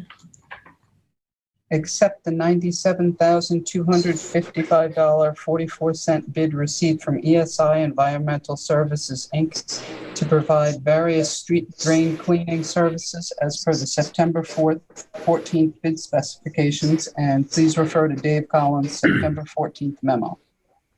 So moved. Second. All in favor? Aye. Passed and carried. Reject September 14th bids and renotice to bidders for the crack sealing, seal coating, and infrared patchwork, with the bid opening to be held at Village Hall, 86 Main Street, East Hampton, New York, on October 15th, 2021 at 2 p.m. So move. Second. All in favor? Aye. Aye. Passed and carried. Approve status changes for the following fire department members as per Chief Terz's September 14th memo. Michael Delalio, company number 5, to inactive exempt, effective September 3rd. Matthew McPherson to captain of company number 5, effective September 2nd. And Stephen Terza to lieutenant of company number 5, effective September 2nd. So moved. So moved. Second. All in favor? Aye. Aye. Passed and carried. Is there anything else, June? Yep, one addendum. Approve 2021 to 2022 insurance policies at a total due of $420,747.91. The total policies come to an increase of $13,305.78 over last year's. So move. Second. All in favor? Aye. Passed and carried. That's it. All right. Okay, Mayor, I would like to propose an additional addendum authorizing you as mayor to sign the purchase orders for the fire apparatus. If we don't sign these purchase orders by the 30th of this month, the cost for the equipment as proposed would probably go up by about $100,000. It's going to be a year before we have to actually write a check for it. But I think that we need to make sure that you are authorized to sign these purchase orders in advance of the price increase. So I'd like to make that proposal. Marcos, do you need that done now? I agree wholeheartedly. Okay. I mean, it's not going to be dramatic as a price increase from what I heard. So it's But, about $100,000, Marcos. Well, I heard 42. I mean, it's fine. I agree. they're I agree with talking- Tiger. I agree with Tiger completely. 2 to 3%. So All right. Do you want to make the motion? I make the motion. I'll second it. All in favor? Aye. Passed and carried. Thank you, Mayor. Thank you. All right. So that, I have just a question really, Mayor, about the work sessions going forward. And I'm not sure if we are having them or not. And I just wanted to clarify that. I mean, I think that they're really important as far as keeping the public informed and for us to deliberate publicly about some of the things that we'd like to potentially change. Today, for example, we had 3 or 4 possible changes to the code referencing a public hearing, and we haven't publicly really debated or discussed the basements and so forth that you're talking about publicly. And I think that the work session really is intended to do that and have that discussion. well, we could have discussed it today. That's, you had this on the agenda. You could have brought up any of your concerns or. Typically, under discussion, it would have what public hearing, we're talking about next month, the public. We're going to discuss it at the public hearing. That's the reason for the public hearing. So then So, I hope that. I would say moving forward, if there's something that we need to have a presentation on or something like that, we'll certainly schedule the work session. Currently, there's not really too much pressing on our agendas. So just to have a meeting doesn't really seem necessary when we can accomplish it at this, at the once a month meeting. right now. If it gets busier, certainly we can go back to work sessions. Yeah, I mean, my comment would be, frankly, that we have not discussed any of these things as a board, you know, the basements, the window wells, et cetera. I don't think I have a problem with any of it as from what I've read, but I think that we should have the ability to discuss it. You know, the open meetings law, when it was originally passed, was set up so that people could watch their governing bodies, you know, making the sausage, as they say. And I think that we ought to do that. Well, we can certainly do that at the Public hearing. At the public hearing. Yeah, and I assume that we're not going to be voting on it the same day as the public hearing? Well, we'll see. That's going to depend on the issue. If we follow all of our legal obligations and then we have a public hearing and there's no one to speak against it, why would we keep it for another 30 days? It doesn't make sense. Well, because Tiger, people may not be viewing the meeting in person, Mr. Mayor. Tiger, this has been done this way for 40 years. And you criticized it when Paul Rickenback did it. That's not true. Find the video for that. We're listening.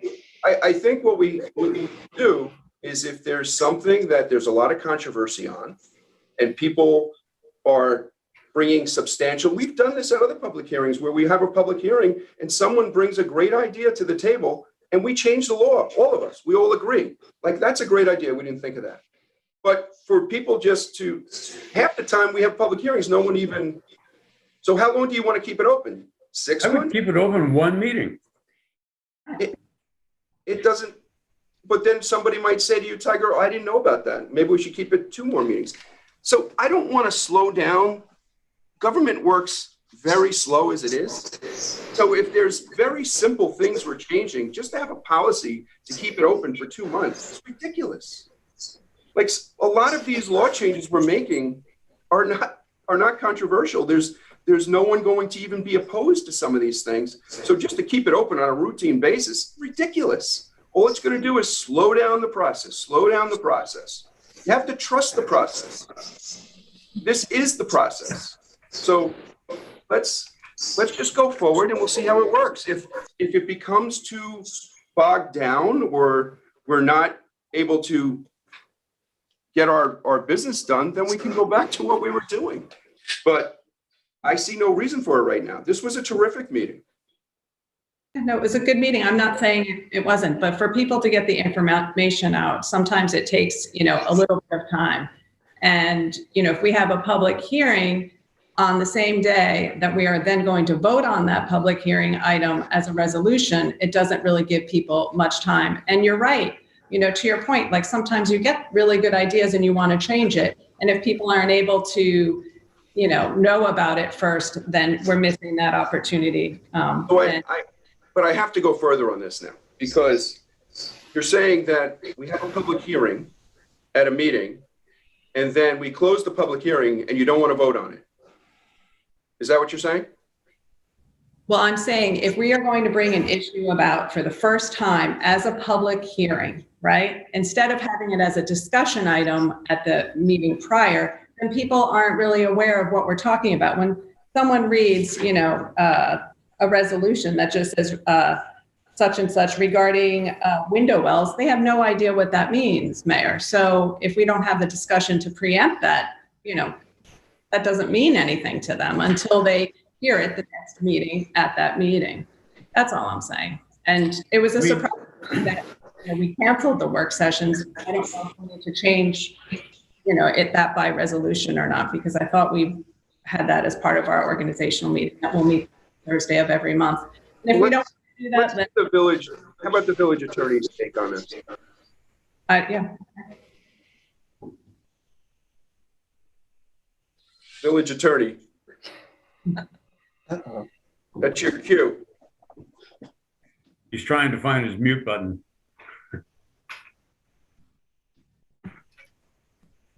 But actually, Mayor, if we do discuss it in the work session, then we could vote on it at the next regular meeting. And that's But the public hearing would still be open, so it goes against your argument. You're still going to have a public hearing. What if, and then you're going to close the hearing, you're going to vote on it. So we're going to have 2 months of no one commenting on our law, and you just want to routinely drag out for 3 months passing laws. I'm not doing that. I agree with you that government sometimes works so slowly and it's frustrating. Not my government, Rose. I'm not saying that I want to slow it down. I'm just saying if you discuss something at a work session and then you can, at that work session, say, let's put it to a public hearing for the next meeting. That's only a matter of 2 weeks that we're talking about. I don't want to delay anything 3 months either. That's what we just did. No, we have never discussed basements or You could have discussed anything just like we're doing now. You could have discussed anything you wanted to. I'm not going to beat this to death. Vinny, could you chime in on this? Well, sure. In terms of the legal requirements, look, all you need to do is authorize to advertise, hold the public hearing, and you're certainly able to vote immediately at the conclusion of the public hearing. Now, obviously, if issues are raised or there's anything that further information is needed, you can adjourn the public hearing to a later date and keep it open, or you can close it and reserve decision if everybody wants to think about it a little more. But those are all the board's options. But as a matter of law, there's absolutely nothing that requires anything more than advertisement, authorization to advertise for the public hearing, the advertisement of the public hearing, and then the holding of the public hearing in accordance with the advertisement. That's it. Great. Okay. Anything else before I close? All right. So, yeah, go ahead. Are we good? Yeah. Okay. Well, I apologize, Mr. Mayor. I think the newspaper kind of misconstrued what we put out there. We're not ending the work sessions. The work sessions, they haven't ended. We put out a memo in early June that simply said that all resolutions, little by little over the years, they started sneaking onto the work session, which then became a special meeting. And then we were doing resolutions and approving them during the work session, which was not even, Larry Cantwell didn't do that. So what I'd like to do is, and which we're doing now, is we're putting all the resolutions onto the board meeting. So then at the end of the day, the work session really is just that. It's just a work session if needed. It's just not by default. It's not something that, we're just scheduling our calendars. Let's have a work session. I think a work session is needed when it's needed, and the board can determine that. That's all. Right. All right. So we're going to go, after this meeting closes, we have executive session to discuss police department personnel. So I think you're going to recuse yourself from that, right, Rose? I'm recusing myself. Yes. Well, you're talking about the contract, of course. So I'll see the rest of you in the work session. I mean, in the executive session. Can I get a motion to close this? Before we close, I just wanted to remind everybody about Centennial. This is our last chance to let people know next weekend, come on and join us celebrating the 100 years. So move now. Oh, and actually, Mr. Mayor, before we do close, I wanted to let everyone know that at the Maidstone Club on I believe the 3rd and the 4th, or maybe the 4th and the 5th, whichever the Monday, Tuesday are, there is going to be a collegiate tournament with Yale, Princeton, Georgetown, Cal. There are going to be many teams from colleges having a competition at the Maidstone Club, and the club would love to invite the village to come and spectate at the golf course and watch these great young college golfers play. That sounds great. All right. Can I get a motion? So moved. Second. Okay. All in favor? Aye. Aye. The meeting is closed. I'll see you in executive session, and if anything, for any reason I have to come back, I'll come back and notify the press. Thank you. Thanks. Thank you.